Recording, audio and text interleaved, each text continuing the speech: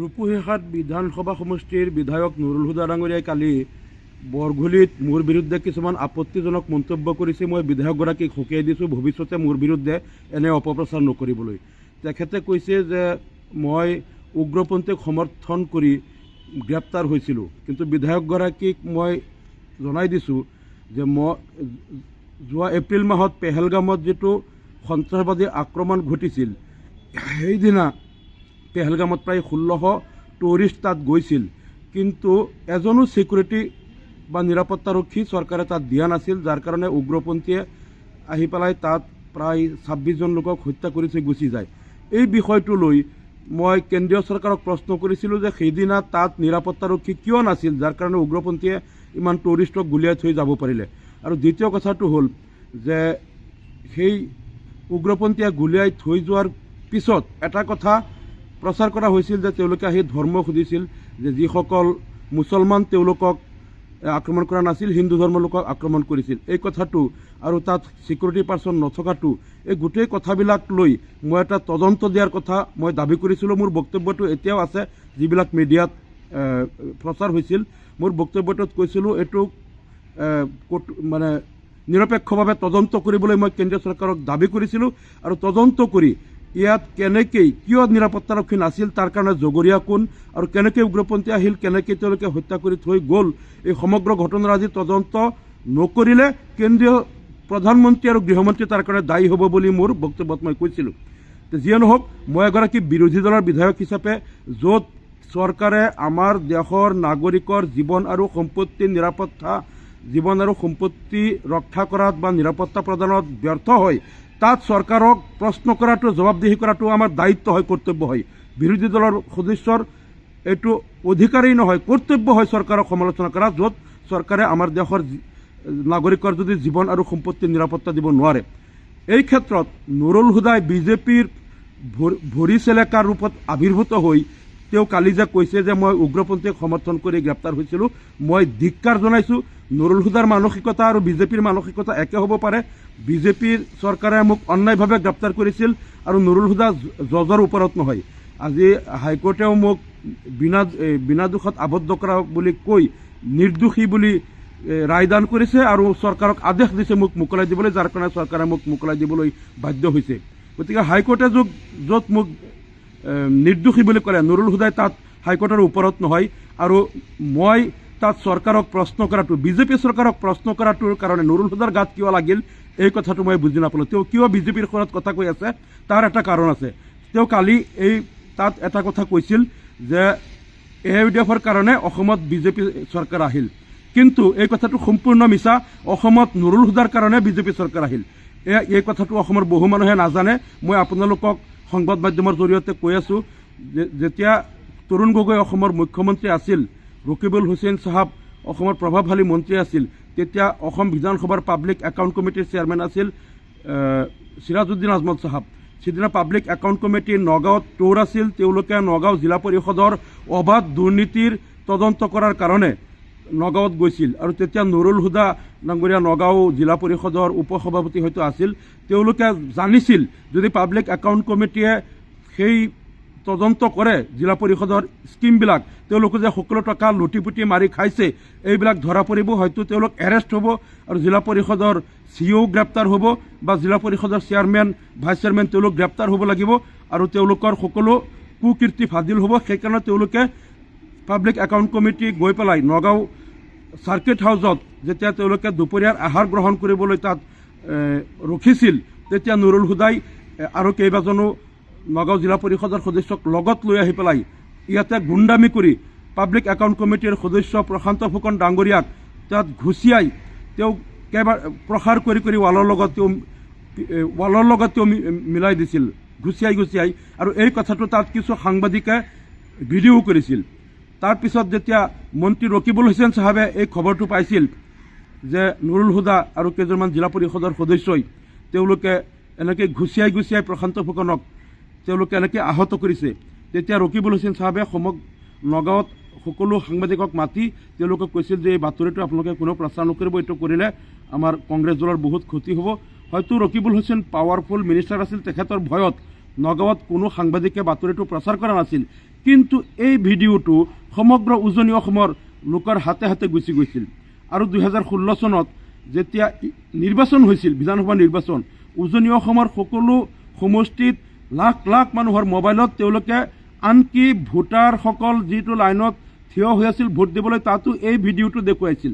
উজনি অসমৰ প্ৰায় 50-60টা সমষ্টিত একমাত্ৰ কেম্পেইন আছিল নুৰুল হুদাই প্ৰশান্ত ফুকনক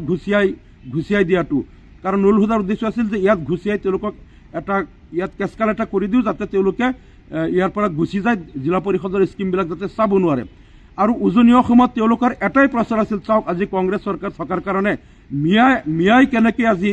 এজন আহোম সম্প্ৰদায়ৰ 3বাৰৰ বিধায়ক প্ৰশান্ত ফুকনক কেনেকৈ নগাঁৱত ঘুচিয়াইছে এই ভিডিঅ'টো চাই মানুহে চকু পানী টুকিছিল আৰু উজনি অসমত কমেও 30টা সমষ্টিত কংগ্ৰেছ পৰাজিত হৈছিল একমাত্ৰ নুৰুল হুদাৰ এই কুকীৰ্তিৰ কাৰণে তেওঁলোকে কৈছিল এই কংগ্ৰেছক আমি ক্ষমতাৰ পৰা উৎখাত কৰি বিজেপিক আনিব লাগিব মিয়াৰ দপদপনি বাঢ়ি গ'ল তেওঁলোকে খিলঞ্জীয়া এজন 3বাৰৰ বিধায়কক এনেকৈ তেওঁলোকে মাৰপিট কৰিব পাৰে নগাঁৱত আৰু এই কাৰণে নুৰুল হুদাক পিছত বিজেপি চৰকাৰে কৈছিল আমি জানো যে আপোনাৰ কাৰণে আমাৰ চৰকাৰটো আহিছে আৰু তাৰ গিফ্ট হিচাপে নুৰুল হুদাক পাব্লিক একাউণ্ট কমিটিৰ চেয়াৰমেন দিছে আৰু আপোনালোকে হয়তো বহুতেই নাজানে যে অসম বিধানসভাৰ পাব্লিক একাউণ্ট কমিটি এই পাব্লিক একাউণ্ট কমিটিৰ সভাপতিজন বিৰোধী দলৰ দলপতি বা বিৰোধী দলৰ কোনোবা জ্যেষ্ঠ বিধায়ক হয় আৰু সেইমতে বৰ্তমান যেতিয়া সিৰাজুদ্দিন আজমল চাহাব বিৰোধী দলৰ দলপতি আছিল কংগ্ৰেছ চৰকাৰৰ সময়ত তেতিয়া তেখেত ইয়াৰ চেয়াৰমেন আছিল আৰু বৰ্তমান বিৰোধী দলৰ দলপতি দেৱব্ৰত শইকীয়া নিয়মতে দেৱব্ৰত শইকীয়াই এইটো পাব লাগে কিন্তু হিমন্ত বিশ্ব শৰ্মাই নামানে সিনিয়ৰ হিচাপে কংগ্ৰেছৰ ভৰত নৰহ ৱাজেদ আলী চৌধুৰী তেখেত বহুত সিনিয়ৰ তেখেতসকলে পাব লাগে কিন্তু হিমন্ত বিশ্ব শৰ্মাই কোনো পধ্যেই নামানে হিমন্ত বিশ্ব শৰ্মাই এক প্ৰকাৰ বলপূৰ্বক বহুত জুনিয়ৰ যদিও কংগ্ৰেছ দলত নুৰুল হুদাক এইটো দিছে একমাত্ৰ গিফ্ট হিচাপে তেওঁলোকৰ বিজেপিৰ লগত তেওঁৰ কি গোপন বুজাবুজি আছে আমি সকলো জানো তাৰপিছত আৰু এটা কথা ৰূপহীয়াত সমষ্টিৰ যেতিয়া সমষ্টিৰ পুনৰ্গঠনৰ সময়ত ৰূপহীয়াত সমষ্টিৰ যিটো প্ৰথম ড্ৰাফ্ট ওলাইছিল তেতিয়া হাতীপাৰা ফাকুলি ফুটালজাৰ এই জিপিবিলাক চামগুৰি সমষ্টিত পৰিছিল ৰূপহী সমষ্টিৰ ড্ৰাফ্টত নাছিল তেতিয়া ৰূপহীয়াত সমষ্টিত কেন্দ্ৰগুৰি হেৰাপাতি ভকতগাঁও এই নগাঁও সদৰৰ এই জিপিকেইটা ৰূপহীয়াত সমষ্টিৰ ড্ৰাফ্টত আছিল কিন্তু পিছত তেওঁলোকে বিধায়ক নুৰুল হুদা ৰকিবুল হাছান চাহাবে হিমন্ত বিশ্ব শৰ্মাৰ লগত গোপনে কি বুজাবুজি কৰিলে যে তাৰপিছত যেতিয়া ফাইনেল ড্ৰাফ্টটো ওলাই তেতিয়া কেন্দ্ৰগুৰি ভকতগাঁও হেৰাপাতি এইবিলাক কাটি নি চামগুৰিত সোমালে আৰু নুৰুল হুদাই য'ত ঘৰ বনাইছে ফাকুলি জিপি আনিবলৈ হাতীপাৰা একেটাত ৰূপহীয়াত সোমাই দিলে নহ'লে নুৰুল হুদা আৰু ৰকিবুল হাছান দুয়োজনেই চামগুৰিত পৰি যায় সেইকাৰণে তেওঁ ৰূপহীয়াত খেলিব বুলি পিছত হিমন্ত বিশ্ব শৰ্মাৰ লগত গোপনে যোগাযোগ কৰি তেওঁ সমষ্টিটো নিজৰ মতে বনাই ল'লে আৰু তাত ময়ো কেইটামান দাবী দিছিলোঁ ডিলিমিটেশ্যন কমিটিত যে এই সমষ্টিৰ নাম জুৰিয়া সমষ্টি হ'ব লাগে কাৰণ জুৰিয়া মৌজা জুৰিয়া ব্লক এৰিয়াটো ইয়াত পৰিছে ৰূপহী বজাৰ ৰূপহী জিপিও চামগুৰিত পৰি গ'ল কিন্তু মোৰ আৰু কৈছিলোঁ বৰগুলি ভুৰবান্ধা সেইখিনি কাটি দিব লাগে সেইখিনি চামগুৰিত সোমাই এইফালে ভকতগাঁও হেৰাপাতিখিনি ৰূপহীৰ লগত ৰাখিব লাগে কিন্তু দেখা গ'ল মোৰ এটাও দাবী নামানিলে কিন্তু নুৰুল হুদাৰ দাবী মতে তেওঁলোকৰ ফাকুলি হাতীপাৰা জিপিকেইটা ইয়াত সোমাইছে আৰু ভকতগাঁও সদৰ সেইখিনি কাটি চামগুৰিত দিছে আৰু সমষ্টিৰ নামটো জুৰিয়া নিদি পেলাই ৰূপহী দিছে মানে সকলো কথা তেওঁলোকৰ মতেই কৰিছে কাৰণ বিজেপিৰ লগত তেওঁলোকৰ যি গোপন বুজাবুজি আমি জানো যে তেওঁৰ মানে দেহাটোহে কংগ্ৰেছত আছে এতিয়া তেওঁ কৈ আছে যে AUDFৰ কাৰণে মানে বিজেপি আহিল কিন্তু নুৰুল হুদাৰ কাৰণে অসমত বিজেপি আহিল যদি নুৰুল হুদাই সেই ৰকিবুলৰ পাৱাৰ ইউজ কৰি গুণ্ডামি নকৰিলেহেঁতেন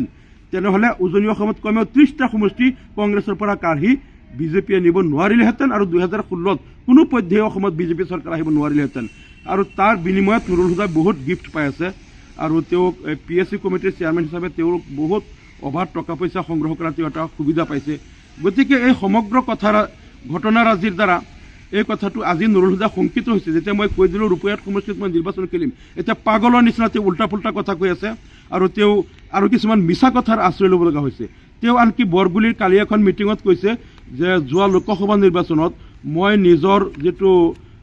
ভোট কেন্দ্ৰ মোৰ নিজৰ ভোট কেন্দ্ৰ পৰমাইভিটিত তাত বোলে মই 12টা ভোট পাইছোঁ বৰগুলিৰ মানুহে নাজানিবও পাৰে তেওঁ ভাবিছে মিছা কথা এটা ইয়াত কৈ পেলাই গুচি যাম বৰগুলিৰ মানুহেতো প্ৰকৃত কথাটো নাজানিব আৰু তেওঁলোকে এইটোৱে বিশ্বাস কৰিব কিন্তু প্ৰকৃত সত্য কথাটো হ'ল পৰমাইভিটিৰ মোৰ যিটো ভোট কেন্দ্ৰ সেই ভোট কেন্দ্ৰত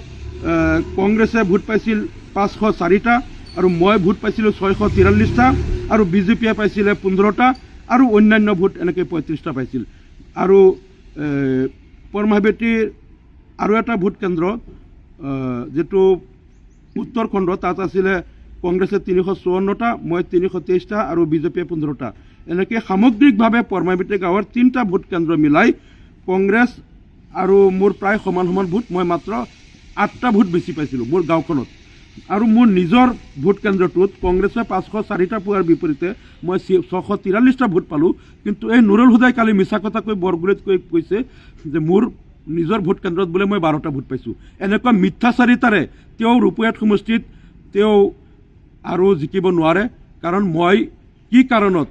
মই জেলত গৈছিলোঁ ৰাইজে জানে। আৰু মই সঁচা কথা সদায় কওঁ, উগ্ৰপন্থীৰ যিটো সমস্যা বা পেহেলগামৰ যিটো টেৰৰিষ্ট এটেক, সেইটো লৈ পেলাই কংগ্ৰেছ দলৰ সভাপতি মল্লিকাৰ্জুন খাৰ্গে নিজেই পাৰ্লিয়ামেণ্টত কৈছে যে তাত ছিকিউৰিটি কিয় নাছিল, তাৰ কাৰণে বিজেপি জগৰীয়া। তেওঁৰ দলৰ সভাপতিয়ে দেখোন ক'লে। তেনেহ'লে নুৰুল হুদাৰ মতে তেওঁৰ দলৰ সভাপতিও উগ্ৰপন্থীৰ সমৰ্থক। তেওঁলোকৰ কংগ্ৰেছৰ সাংসদ ৰাহুল গান্ধীয়েও দেখোন এইটো লৈ সমালোচনা কৰিছে, CPM কৰিছে, আম আদমি পাৰ্টীয়ে পাৰ্লিয়ামেণ্টত মই যিটো কথা কৈছোঁ একে কথাই তেওঁলোকে তাত কৈছে। তো নুৰুল হুদাৰ মতে মই যদি বিজেপি চৰকাৰক এইটো লৈ প্ৰশ্ন কৰাটো মই উগ্ৰপন্থীৰ সমৰ্থক, তেনেহ'লে তেওঁৰ দলৰ সভাপতিও উগ্ৰপন্থীৰ সমৰ্থক আৰু ৰাহুল গান্ধীও উগ্ৰপন্থীৰ সমৰ্থক। আৰু তেওঁ অনলি নুৰুল হুদাহে বিজেপিৰ এজেণ্ট, তেওঁহে বিজেপিৰ সমৰ্থক। গতিকে অসমবাসী ৰাইজে নুৰুল হুদাক আৰু চিনিবলৈ বাকী নাই। মই পুনৰবাৰ মোৰ বিৰুদ্ধে মিথ্যাচাৰিতাৰ আশ্ৰয় নল'বলৈ নুৰুল হুদাক সকীয়াই দিছোঁ। অহা নিৰ্বাচনত ৰূপয়াত সমষ্টিৰ মানুহে এই যে চাউল চোৰৰ কেছত আত্মগোপন কৰা তেল চোৰৰ বাপেক এনেকুৱা কোনো প্ৰাৰ্থীক ভোট নিদিয়ে, তেওঁলোকক ডাষ্টবিনত পেলাব, এই কথাটো মই সকীয়াই দিলোঁ।